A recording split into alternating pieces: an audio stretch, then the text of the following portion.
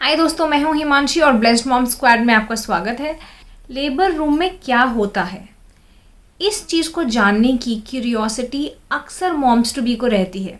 Specially first time mother's को ये चीज़ जानने में काफ़ी ज़्यादा इंटरेस्ट रहता है। इस वीडियो में मैं आपसे शेयर करने वाली हूँ लेबर रूम में आप क्या एक्सपेक्ट कर सकते हैं इसके बारे में, और ये जो इन्फॉर्मेशन है ये मैं आपको अपने एक्सपीरियंस के बेसिस पे शेयर करूँगी। तो दोस्तों, हुआ ये था कि जिस दिन मेरी डिलीवरी हुई थी उससे एक दिन पहले ही मेरा डॉक्टर के साथ अपॉइंटमेंट था। तो डॉक्टर के पास मैं गई थी और डॉक्टर ने मेरा इंटरनल चेकअप भी करा था एक दिन पहले। और नेक्स्ट डे मैं दोपहर को रेस्ट कर रही थी, मैं लेटी हुई थी, और जब मैं उठी तो एकदम से मुझे फील हुआ कि कुछ पानी सा जो है वो निकला है, एक गश ऑफ वाटर मुझे ऐसा फील हुआ। तो मैं थोड़ा कुछ सेकंड्स के लिए थोड़ा ब्लैंक हो गई कि ये हुआ क्या, एकदम से ये पानी ऐसे कैसे आ गया। देन मुझे ये रियलाइज़ हुआ कि मेरा वाटर ब्रेक हो गया है। इस टाइम पे मुझे कोई पेन्स नहीं थी, कुछ भी नहीं था, लेबर पेन्स के कुछ सिम्टम्स नहीं थे, बस मेरा वाटर ब्रेक हुआ था। तो जब वाटर ब्रेक आपका हो जाता है तो ऐसे में आपको मेडिकल अटेंशन चाहिए होता है। तो अगर आपका बाय चांस आपके साथ सेम सिचुएशन होती है कि आपका वाटर ब्रेक हो गया है, तो उस केस में आपको इमीडिएटली हॉस्पिटल जाना पड़ता है। तब आप घर पे वेट नहीं करोगे कि लेबर पेन्स आएंगी और बाद में आप हॉस्पिटल जाओगे। तो इस केस में आपको इमीडिएटली जो है डॉक्टर से कंसल्ट करना है एंड हॉस्पिटल जाना चाहिए। तो मैंने भी यही किया। देन मेरी मदर इन लॉ थी घर पर, तो मैंने उनसे डिस्कस किया कि ऐसे हो गया तो हमें हॉस्पिटल अब जाना पड़ेगा। तो फिर हम जो है हॉस्पिटल चले गए। हॉस्पिटल में हमने क्योंकि पहले ही सारी बुकिंग वगैरह सब कुछ करी हुई थी तो हमें बहुत ज़्यादा प्रॉब्लम नहीं हुई। तो जब मैं हॉस्पिटल में गई, रिसेप्शन पर हमने जो भी इंफॉर्मेशन थी थोड़ी बहुत दी, एंड उन लोगों ने फिर मेरे लिए व्हील चेयर मंगवा ली थी। एंड व्हील चेयर पर फिर वो मुझे लेकर गए लेबर रूम में डायरेक्ट। तो उस टाइम पे सबसे पहले क्या होता है, जब आप लेबर रूम पहुंचते हैं तो पहले तो आपके जो स्लीपर्स हैं या चप्पल जो भी आपने पहने हैं वो बाहर ही उतरवा देते हैं, क्योंकि लेबर रूम में एकदम साफ सफाई होती है तो वो बाहर की स्लीपर्स अलाउ नहीं करते हैं। तो आपके स्लीपर्स जो हैं वो बाहर उतरवा देते हैं। फिर वो मुझे अंदर लेकर गए। लेबर रूम में मेरे साथ अलाउ करा था मेरी मदर इन लॉ को भी, तो वो भी मेरे साथ आई थी। और बाद में जब मेरे हस्बैंड पहुंच गए थे तो उनको भी अंदर आना अलाउड था। तो मेरे साथ में जो है ऐसा नहीं था कि अंदर किसी को भी आना अलाउड नहीं है। तो मेरे हस्बैंड भी वहाँ पर थे। तो ये चीज़ है, क्योंकि कई बार लोगों का क्वेश्चन होता है कि लेबर रूम में आपके साथ किसी को आने दे रहे हैं या नहीं।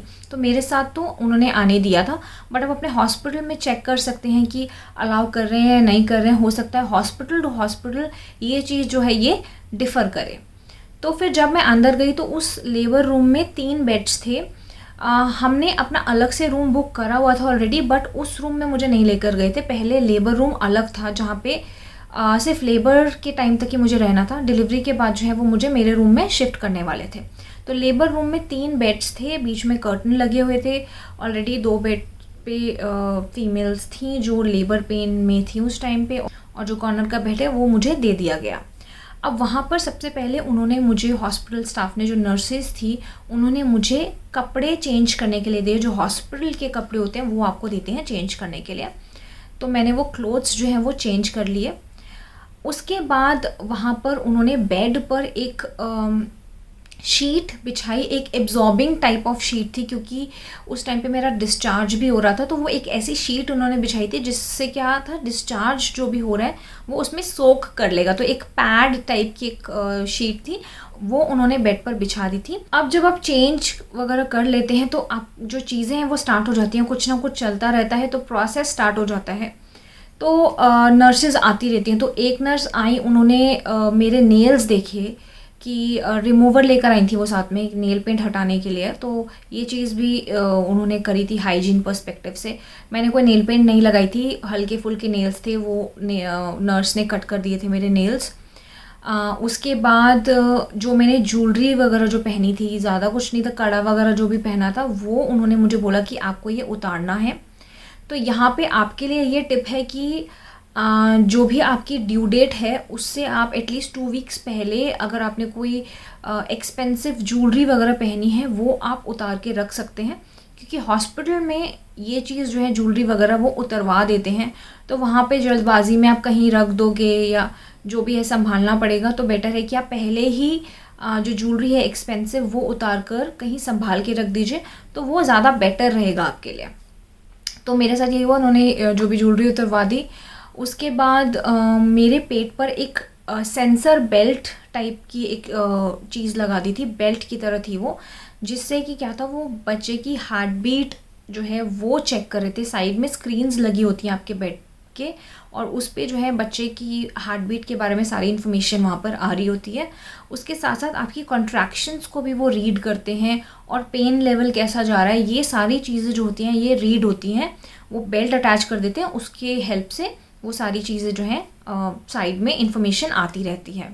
हाँ, इसमें मुझे एक चीज़ की प्रॉब्लम वहाँ पर हुई थी कि मैं एक स्पेसिफिक मुझे पोजीशन में ही बोला जा रहा था कि आप इस पोजीशन में ज़्यादा रहो। अगर मैं पोजीशन अपनी चेंज कर दी थी तो हार्ट बीट ज़्यादा अच्छे से रीड नहीं हो पा रही थी, तो मुझे नर्सेज यही बोल रही थी कि आप इस पोजीशन में ज़्यादा रहिए, क्योंकि इस पोजीशन में जो है हार्ट बीट प्रॉपर आ रही है। जब आप पोजीशन चेंज करते हैं तो हार्ट बीट जो है वो नहीं ज़्यादा पता चल रही है। तो वहाँ पे मैं थोड़ा सा अनकंफर्टेबल हो गई थी कि मुझे दूसरी साइड जाना है और मुझे एक ही पोजीशन पे बोला जा रहा है, तो वो थोड़ा सा मेरे लिए डिस्कम्फर्टिंग हो गया था।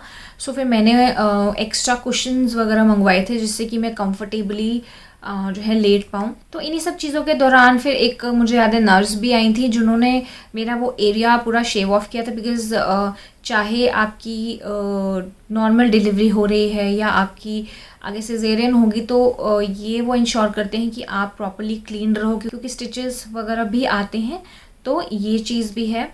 इसके बाद मुझे याद है मेरे बॉवल्स भी क्लियर करवाए थे, यानी कि पेट साफ भी करवाते हैं। सो एनीमा तो नहीं दिया था। एनीमा में क्या होता है, एक पूरा बॉटल होती है पाइप के साथ, उसमें पानी वगैरह होता है, ये सब नहीं करा था। पर एक छोटा सा ऐसे पाउच था, उसमें कुछ लिक्विड था, तो वो उन्होंने मुझे दिया था, मेरे अंदर डाला था वो लिक्विड। और उसमें क्या होता है कि वो लिक्विड देने के 10-15 मिनट्स में ही आपको अर्ज होगा कि आपको वॉशरूम जाना है।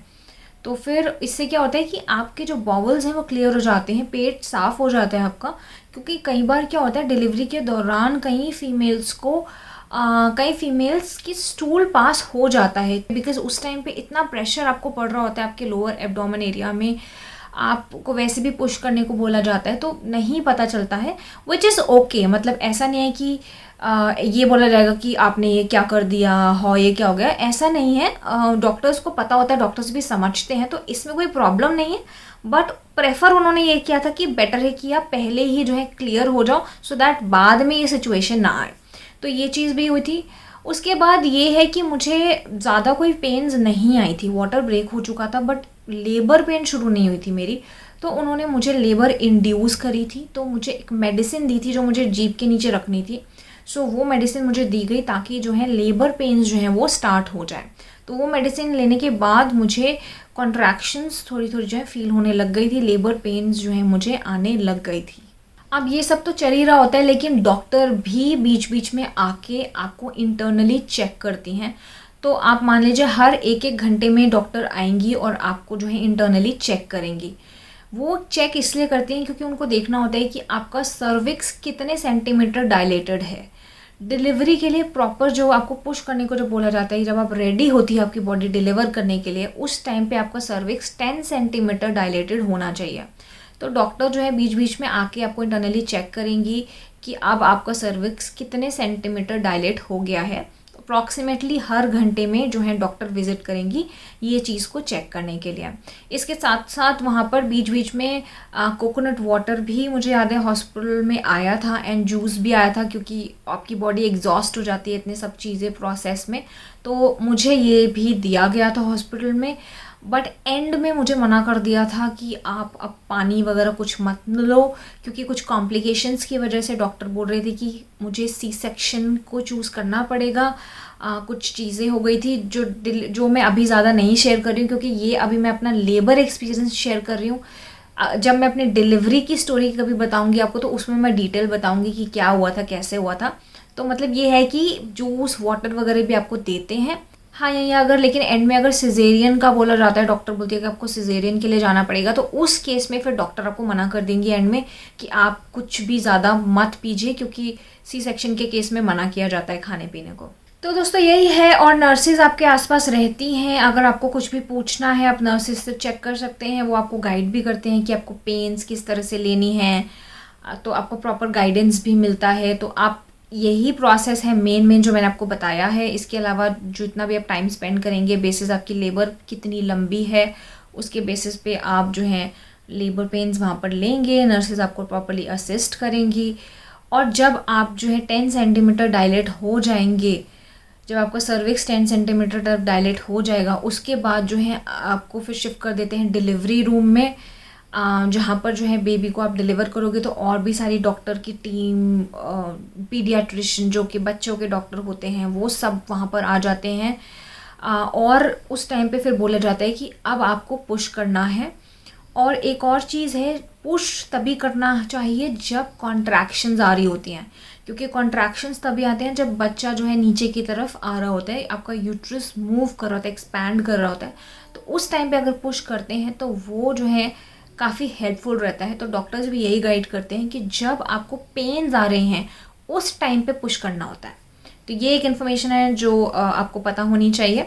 तो यही है कि फिर एंड में बस आपका जब 10 सेंटीमीटर डायलेट हो जाएगा, आपको डिलीवरी के लिए ले जाएंगे। तो बस फिर उसके बाद प्यारा सा बेबी आपके हाथों में आ जाता है, और वो एक अलग ही एक्सपीरियंस होता है जब डॉक्टर आपको आपका बेबी दिखाते हैं। आप भी मुझे कमेंट करके ज़रूर बताइएगा कि आपको कैसा लगा जब आपने ये जो पल हैं ये एक्सपीरियंस किए, तो ज़रूर मुझे बताइएगा। तो दोस्तों ये था सब कुछ जो मैंने आपसे शेयर किया, जो आप लेबर रूम में एक्सपेक्ट कर सकते हैं। उम्मीद करती हूँ कि आपको ये वीडियो अच्छा लगा होगा, और अब आपको कुछ इन्फॉर्मेशन मिल गई है कि लेबर रूम में क्या क्या होने वाला है।